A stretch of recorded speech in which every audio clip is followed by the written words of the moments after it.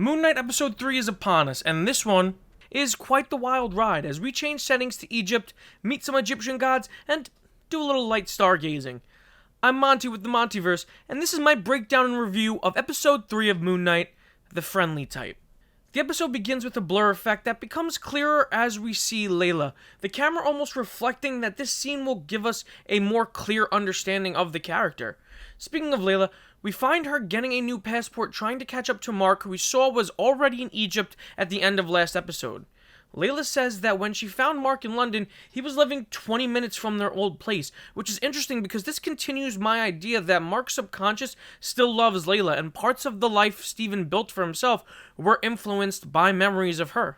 The person Layla is talking to, we see listed in the credits as the Forger. The stuff we do know about this Forger is that she knew Layla and her father for a long time. She's a family friend who cares about Layla, and that she is aware of Marc Spector and is possibly the person who makes his fake passports and IDs for his other personas. Upon seeing the passport, we learn that Layla's full name is Layla Abdallah El Faouli. She was born in Cairo, Egypt on October 28th, which also happens to be the same date of birth as the actress who plays Layla, May Calmway. Just as Marc Spector's birthday was the same as actor Oscar Isaac's. Layla has not been home to Cairo for 10 years, and we learn later in the episode that her name does not have a great reputation in parts of the city, most likely due to her renegade Robin Hood lifestyle of stealing antiques from people who acquire them illegally and returning them where they belong. Her passport does list her occupation as an antiques dealer, so not that far off. The Forger talks about Layla'S father, letting us know that he was an archaeologist, taking Layla on dig sites with him when she was very young, and allowing her to learn skills such as forgery. This information basically confirming that Layla is the MCU's interpretation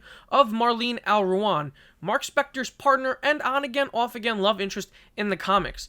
Marlene also had an archaeologist father, and he allowed her on dig sites and began training her at a young age. The Forger also reveals a nickname her father had for her, Little Scarab, which may tie into the main MacGuffin of the series. We get some hints here that Layla's father died on a dig site the same way Marlene's father died in the comics, which led to Mark ending up at the altar of Khonshu in the first place. Is it possible this was the dig site massacre we were told about last episode? And could it have something to do with the scarab Arthur Harrow now possesses? Over the Marvel Studios fanfare, we hear Egyptian trap music, more specifically Enta by DJ Kaboo. And I love the choice of music for the episode as it reflects the beautifully accurate modern Egypt that director and executive producer Mohamed Diab wanted to present to the world. I honestly love the look of Cairo in this episode. It is depicted as a modern metropolis bustling with rich culture. True to life, the pyramids are next to the city, and this show is avoiding the trend of showing us an Egypt that is 95% deserts and pyramids, which Diab criticizes in other properties such as Wonder Woman 1984. The shots are gorgeous, the use of color mesmerizing, and I was so blown away by the look of this episode. In the desert, we see Arthur Harrow leading his followers with the scarab compass. This gives off a very religious vibe, as it is very indicative of Moses leading his people through the desert. The scarab reacts and he celebrates, and we see that the two followers closest to him are the two, potentially, fake police officers from last episode. The credits list them as Billy and Bobby, and in the comics, these characters heavily factor into the Jeff Lemire run as orderlies who work in a mental hospital Marc Spector is in. They serve Ammet, who is pretending to be Mark's psychiatrist, and in reality, they are jackals. This show is also borrowing pieces from that run, as we see what appears to be Mark in a mental health facility in the trailers, as well as what appears to be the hallway of said facility in the credits of each episode. This is also another reason why Ammet's power potentially allows Harrow to summon jackals as his attack dogs. We catch up with Mark as he is running across the rooftops of Egypt, parkour style, in a scene that is very reminiscent of the opening to Casino Royale. I love the adventure feel of this episode. The scene with Harrow, followed by all the action in this sequence, gives off real Raiders of the Lost Ark vibes to me. Speaking of Raiders, we even get some fancy knife work as we see Mark take on 3 people. This sequence is a lot of fun, and we learn a lot about Mark through his actions. He has no problem taking on the 2 adults, but we see him hesitate when striking the kid, opting to slap him instead of punching him. This shows that Mark is not the cold-hearted killer we were told he was, and he has the same concern for children's lives as Steven did last episode. Also, I just love this punching in rhythm with the beat. Marc gets the upper hand, but Steven reaches out to him in the reflection of the knife, distracting him and taking control of the body. I love this. I love the use of the blade's reflection, and I thought this was so cool. We have a wake-up sequence, this time from Marc's perspective, as we are now in a cab, which is on its way to the airport. I love thinking in my head about how Steven ended that brawl and just left to enter this cab to go to the airport. Like, he's just so over this already. Marc runs after the guys again, but once he catches one, he is again distracted by Steven and knocked out hard with 3 hits. 1 to the back of the head, 1 punch to the face, and his head hitting the floor. And I wonder if these 3 hits cause what happens next, as Marc comes to, holding the same guy who falls dead now having been stabbed. Marc looks around and he sees bloodshed around him and confronts Steven, who says he didn't do it, but I mean, come on, Marc, did you really think this guy like a butterfly, stinging like a bee. My name's Steven with a V. could have done this? So if Steven didn't do it and Marc didn't do it, then who could have possibly been in control? For that, we look to the pages of Marvel Comics, where we find Jake Lockley, the third personality of Marc Spector, who in the comics was a rough-and-tumble cab driver with his pulse on the seedy underworld, not unlike the Matches Malone persona of Bruce Wayne. It appears the MCU is taking a different approach with the character, who was never this violent in the comics. It appears as if Jake and Steven represent 2 parts of Marc. Steven being the sensitive and intelligent persona who is a hopeless romantic hoping to find love, whereas Jake appears to represent the violent part of Marc, the dark parts of himself, the parts of himself he is most ashamed of. We can most likely assume that Jake was the persona that asked out the tour guide from episode 1, as Marc is still clearly in love with Layla, and Steven lacked the confidence to do so.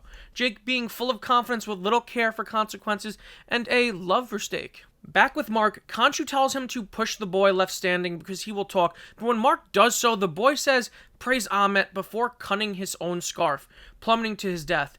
The scene is very reminiscent of a scene from the Bond film, The Spy Who Loved Me, that also takes place partly in Egypt. We see Roger Moore's Bond dispose of the thug Sandor in a very similar manner, except here it is Bond who forces the man to fall. The scene in Moon Knight instead having the boy choose to end his own life to show just how devoted Harrow's followers are. Having failed to attain information so far, Marc asks Khonshu if he has any other ideas and asks him how the other gods feel about all this. Khonshu says to seek their counsel and to invite their wrath, and also reveals that his armor has healing and regenerative properties, which totally is not foreshadowing anything that happens later. Oh God, it hurts! Out of desperation, Khonshu decides to force all the gods to gather for a meeting. Me to introduce Obelisk the Tormentor, Slifer the Sky Dragon, and the Winged Dragon of Ra, my Egyptian gods, combined! Not those Egyptian gods. He does this by changing the day to night. This draws the attention of the Egyptian gods, and an emergency meeting of the Ennead is held. A portal presents itself to Marc, and I wonder if this means that all the gods can open these doorways for fast travel across the globe. In the comics, there is a gateway in Egypt to the celestial Heliopolis, where the gods reside, and we hear Khonshu reference this in the episode, where he states that the gods reside in the Overvoid.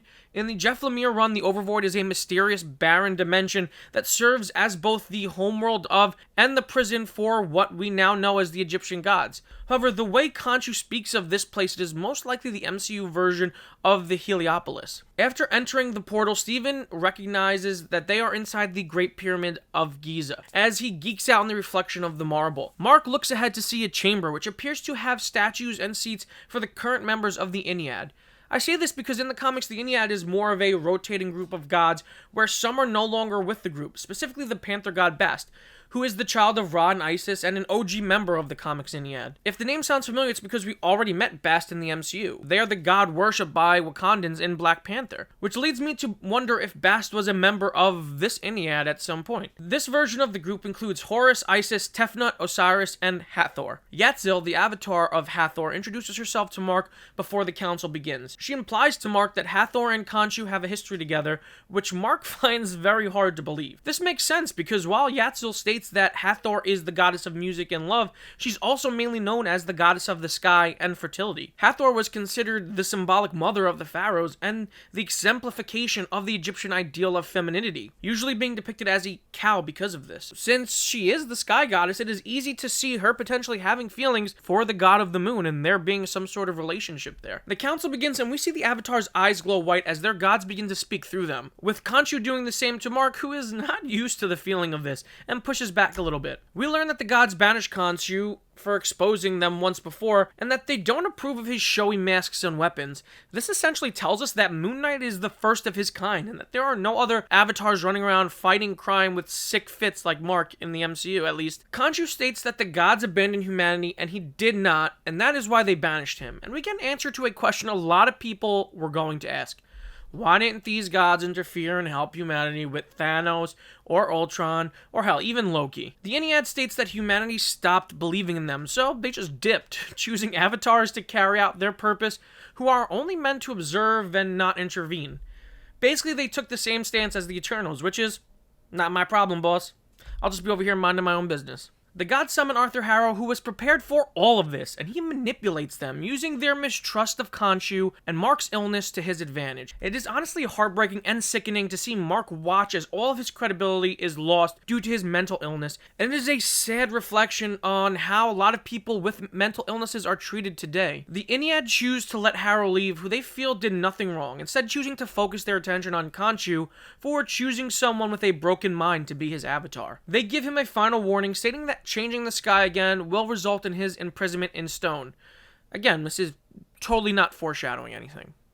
As the avatars leave, Yatzil stays behind as she and Hathor appear sympathetic towards Mark and Khonshu. She tells Mark there is another way to find Ammet, and that is by finding the sarcophagus of Senfu, who recorded the location of Ammet's tomb for the gods. While Hathor appears to be helpful here, it is worth noting that in the comics she does appear and is more of a villainous character. Yatzil is the only avatar of the Ennead with any focus in this episode, and this may be because she returns later in the series. Whether that is as a friend or a foe is yet to be seen. Layla catches up to Mark and she wants to help him find Tenfu's sarcophagus, stating that she is more trusted in the Egyptian networks because of her heritage. And this appears to be true as we see them on a boat making their way towards the person Layla was told has the sarcophagus. Layla and Mark talk about their past, and I really feel for Mark here as we see how his struggle with his mental illness has affected his ability to live a normal life. He states that he has had his DID under control up until recently, and this is most likely due to the strain of being Khonshu's fist of vengeance. He would rather sacrifice his happiness with Layla than subject her to the difficulties of his current life, while also distancing her from Khonshu so that the god can't use her against him. Also, the colors here are beautiful as we get these amazing purple hues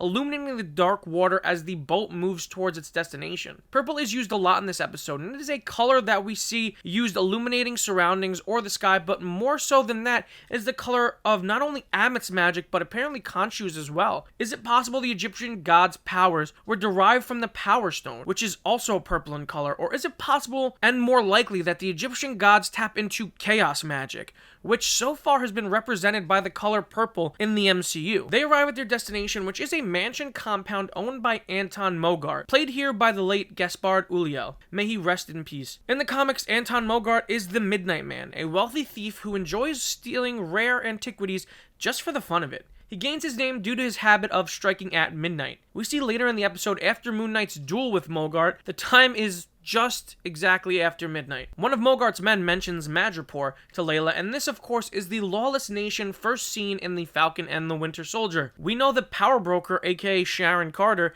has a love for rare antiques, so it is possible that she has crossed paths with Layla before. Mogart takes them to Senfu's sarcophagus, and Steven steps up and knows how to find the location. But before they could finish, they are interrupted by Mogart. Harrow arrives, as we see that he has had people tailing Mark the entire episode. He states in passing how Layla still has questions about her father's death, and Mark knows more than he is telling her. Once again, showing his ability to get into people's heads and sow dissension. His statement implying that the dig site we saw last episode was in fact the one that Layla'S father died on, and that Mark was there when it happened. She questions Mark about this later, but he continues to lie to her, and I don't see how this could possibly come back to bite him in a later episode, but I'm sure it will. Harrow wows Mogart with his staff, demonstrating its power by destroying the sarcophagus, preventing Mark from finding the dig site and foiling his plans. Khonshu tells Mark to summon the suit, and an amazing fight sequence takes place. We see Moon Knight lunge into action, revealing that his cape is crescent shaped. Mark uses the costume to shield Layla from a hail of gunfire, and we see that he is able to store the bullets and redirect them at his attackers. We then see Moon Knight use different sized crescent darts, smaller ones for throwing and larger ones for close ranged combat. We see Layla convert her crescent-shaped necklace into a pair of glyphs, similar to the ones Batman had on his chest emblem in the Batman, as she plunges them into the chest of Beck, the henchman. Steven fights for control of the body, trying to get Mark to stop fighting, and it goes Well, if you pay attention, you can see Marc impale one of the thugs with one of the spikes sticking out of him, which is pretty gnarly. Marc sees Layla in trouble and is able to free himself as him and Mogart race toward Layla. The last we see of Mogart is him riding into the fog with a crescent dart in his back. Marc and Layla head to the desert with whatever they have left of the map from the sarcophagus, and they attempt to put it back together. Layla tells Marc that they need Steven, and can we just take a minute to appreciate this smooth transition from Oscar Isaac here? Alright, go ahead, you're in. Cheers, thanks a lot. Alright. Yeah. Steven solves it as he geeks out to Layla, who he stares at very affectionately. There is a problem, however, as the map is a star chart, but it was recorded 2,000 years ago, so the stars shifted slightly since then, and they won't be able to triangulate the location. Khonshu steps up and says that he can turn back the stars to the same as that night, but with Steven's help, but it will come at a great price. Before they start, Khonshu instructs Steven to tell Marc to free him when this is over. Mr. Knight and Khonshu begin rewinding the sky as a beautiful purple glow illuminates Egypt. The process clearly taking a toll on both Steven and Khonshu as the ennead begins to imprison the moon god. Layla is able to find the location as Khonshu is fully in prison, and Steven and Marc lose their abilities. And Steven collapses due to the strain of it all. Back in the Chamber of the Gods, we see Khonshu in prison in a stone statue, which resembles an Ushabti. Harrow is brought to it by the gods as they tell him he was right about Khonshu. He takes him in alone with the statue as Ethan Hawke shows just how good he is, as Harrow drops some of the coldest lines in the MCU. Your torment forced me. I owe my victory to you. This episode ends and we're left with quite the cliffhanger for next week.